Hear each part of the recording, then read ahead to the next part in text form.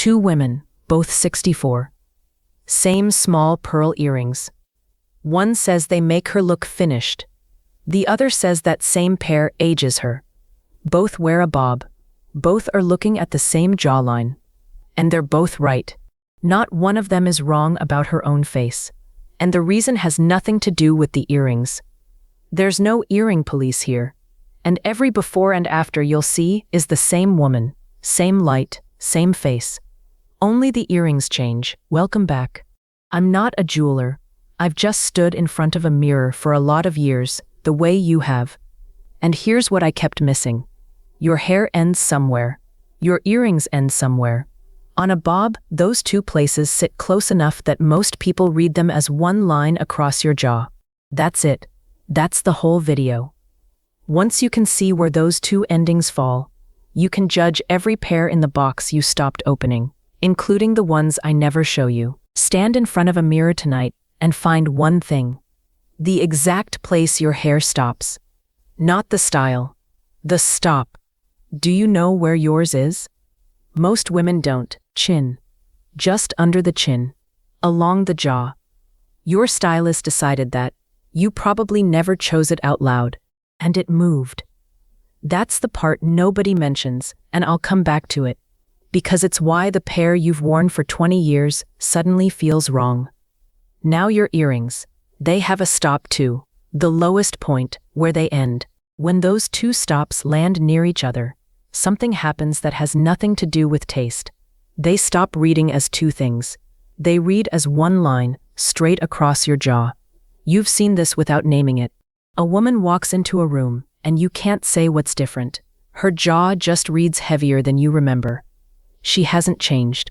She's wearing a pair that ends exactly where her hair ends. The check takes one finger. Put your finger flat against your jaw, at the spot your hair stops. Put your favorite pair in. If the bottom of the earring lands anywhere inside that finger's width, the two lines are sitting on top of each other. No measuring. No app.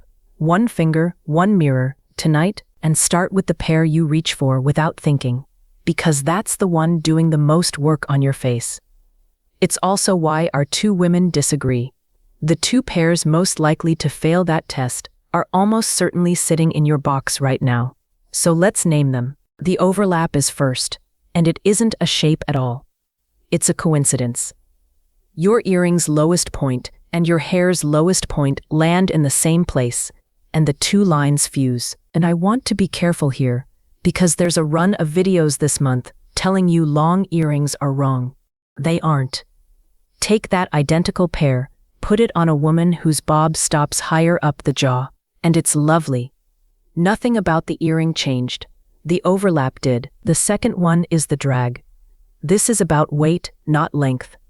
When the heaviest part of the earring sits at the very bottom, everything below your ear reads as pulled downward, and the jawline goes with it. Women in the comments already have a name for the physical half of this. They call it lobe tug. That's their words, not mine. And it's the honest half, because you can feel it long before you see it. Watch this pair. Same woman. Same lamp. Same expression. She's not doing a sad face for the before. The only thing I changed is the earring. On the left, the weight sits at the bottom. On the right, the weight sits up near the lobe. That's the whole difference. And if you're wondering how two pairs like that stayed in rotation for years, you check yourself straight on in a mirror, at the one moment your hair is freshly done. Nobody else sees you that way. They see you 3/4 on, the angle where the 2 points stack. There is one shape that can't overlap, no matter where your hair stops. Most women have never been told it exists. A woman wrote this under one of these videos. The new ones that hug around the bottom of the earlobe. She was describing a shape she couldn't name. Do you know the one she means? It's called a huggy, and it solves the overlap by refusing to play. It ends at your lobe, well above wherever your hair stops. Those two lines can never meet. I call that the lift. The second is a hoop, small to medium. And here I'm just agreeing with you. Hoops came up over and over in the comments I read. They'd already worked this out. A hoop makes a curve, and a curve doesn't compete with a straight line. It's the one shape that can sit near your hair stop without fusing to it. That's the curve. There is a limit. Keep the bottom of the hoop inside the space between your lobe and your hair stop, and it works. Let it swing past, and you've built the overlap out of a hoop. Same rule, different object. That's what I meant about judging the whole box. And we're one step from the 2 women at the top. 2 words to type, huggy hoop. Add lightweight, and you've filtered out most of the drag in one go. Budget, under $45 or £35. Mid, 50 to 90. Invest, 90 and up. And check it live, prices move. Start with 1 pair, not 5. Now, that pair you've owned 20 years. I said I'd come back to why it stopped working. It isn't the earring, and it isn't your taste. I'll answer that in a minute. First, something the advertisements never show. Your ear is not the ear in the advertisement. Some lobes sit lower on one side. Some have never been pierced. Some are already carrying glasses and a hearing aid. And if that's you, stay with me, because there's something specific for you near the end. And this is the fact that reframed all of it for me. Between the ages of 20 and 60, the human earlobe lengthens by 30 to 35%. That's not my number, it's from a surgical review published last year. The cause is simple, and it's nobody's fault: elastic fibers and gravity. So that pair you've worn for 20 years, it didn't get worse. The place it hangs from moved. Your earrings are in the same place. Your jaw is in the same place. The hanging point between them dropped. Nothing about you failed. And then there's the sentence I can't stop thinking about. A woman wrote under a jewelry video, all old ladies wearing the same small pieces to be invisible, the same way the world has decided to treat us. I'm not going to tell you to wear smaller earrings. Small isn't safe. Small is one option. You are allowed to run a line straight across your jaw if you like the look of it. What I want you to have is the knowing, not the rule. And for the ears that don't match the advertisement, one woman had her piercing torn when it was done, so that side hangs lower. She wears hoops. A hoop hides an uneven start. She worked that out herself.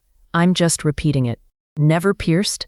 3 women in the comments I read said so. One was 69. One was 71. Clip-ons exist in this shape. We'll get there. Back to those 2 women from the very top. Their argument is happening in public. Listen. One woman. I always wear small studs or pearls. Another. I don't care for studs. I think they're aging. And then this one, which is the one that bothers me. I am guilty of wearing little stud earrings. Guilty for an earring. Both camps are right, and one move shows why. A very small stud has a problem that has nothing to do with age. It disappears. And when it disappears, the line where your hair stops becomes the only horizontal thing on your face. There's nothing else to stop on. Give the stud a diameter, a medallion pearl, a wider setting, a cluster, and something new appears at lobe height. A second place to stop, above the hairline. I call that the second stop. One woman got there on her own. My pearl studs looked dated, so I switched to medallion pearls. She didn't need the theory. And that is where our 2 women part ways. If your bob stops at the chin, your hairline sits high, close to your lobe. A tiny stud gets swallowed in that short space. You need diameter. The woman who said studs age her is right about her haircut. If your bob is longer, a lob, your hairline sits low. There's room between your lobe and that line. A tiny stud has space to breathe. The woman who's always worn studs is right about hers. Same earring, 2 haircuts, 2 verdicts. Neither of them was ever wrong. And if you're sitting there thinking, fine, but I like something that moves, good, that's next. Drops are not banned. I want to say that plainly, because 8 videos went up this month telling you what to stop wearing. A drop has one job to do: stop before your hair does. Not near it, before it. Leave a clear space between the bottom of the earring and the line where your hair ends, and the 2 never fuse. That space is the whole trick. I call it the clearance. Second pair, same rules as the first. Same woman, same lamp, Same face. Left. The drop finishes level with her hair. Right. It finishes above it. The gap is small, and it's the entire difference between a jaw that reads long and a jaw that reads short. And a drop gives you one thing a stud never can. It moves when you turn your head. One woman called single drop earrings her jam. The fifth is about surface, not shape. A hammered or brushed finish catches light at different angles as you move. Here's why that matters after 60. Your hair is doing the same thing. Gray and white hair is reflective. A matte metal sits next to that and loses. A textured metal answers it. Light instead of mass. That's the catch. Which brings me to something the advice keeps getting backwards. Big is not the same as heavy. A hollow hoop, a thin-walled shape, a light textured metal. You can wear something with real presence and feel nothing on your lobe. That's the answer to lobe tug, and it's the opposite of the advice you've been given, which is to go smaller. And if your lobes have lengthened, and by now you know they have, look for a wide back rather than a narrow post. Broader base, less pull. One more question, and it changes the metal, not the shape. Has your hair grayed up? If it has, something changed that nobody mentioned. For most of your life, metal was matched to your skin. Now there's a second surface in the picture, and it sits closer to the earring than your face does. Silver and white gold sit into gray hair. They belong to the same family, and that whole side of your head reads as one soft thing. Warm gold does the opposite. It separates. Neither is better. Listen to how women describe their own version of this. 1. As my hair has grayed up, it became obvious to make changes. Another said she has cool undertones and wouldn't be caught dead in gold, and rose gold came up as often as either one. 3 answers. All right, none of them following a rule. That's a preference with a reason behind it, not a law. Now, the promise I made earlier. A woman wrote, I wear glasses and hearing aids. I basically stopped wearing earrings, thought there was too much going on already. She's not wrong that the space is busy. But the thing making it busy is length, not presence. Take the length out and keep the point of light, a huggy, or a stud with diameter, sitting right at the lobe, underneath the arm of your glasses. It isn't a problem ear, it's a busier one. And if you've never had your ears pierced, 3 women in those comments hadn't. Clip-on huggies are a real category now. Search clip-on huggy earrings. 5 then, huggy hoops, small to medium hoops, medallion pearl studs, short drop earrings, lightweight textured metal. That's the whole list. Same 3 tiers as before. Budget, mid, invest. Check it live. And one woman gave me the best way to think about all of it. She moved from costume jewelry to fine jewelry and explained what she meant. Fine meant refined. Not more expensive. Fewer, chosen better. So what you're walking away with isn't 7 earrings. It's one line. Where your hair stops, where your earrings stop, and how much room you leave between them. That's a ruler. It works on the pairs I showed you, and on every pair I didn't. 2 women, both right. That was never about taste. The pair you've worn 20 years didn't fail. It just hangs lower now. And a busy ear isn't a closed door.